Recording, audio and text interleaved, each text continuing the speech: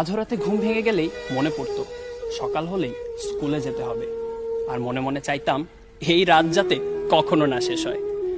অথচ দেখুন সেই স্কুলকেই এখন কতটা মিস করি। সত্যি বড়ই বিচিত্রময় এই জীবন। আধরাতে যদি ঘুম ভেঙে যায় মনে পড়ে কতজনের কত কিছুই তো মনে পড়ে। ছোট্ট শিশুটির হয়তো প্রবাসে কর্মরত বাবার কথা মনে পড়ে, বয়সের ভারে নুয়ে পড়া মানুষগুলোর হয়তো বা মৃত্যু চিন্তা ভেসে আসে।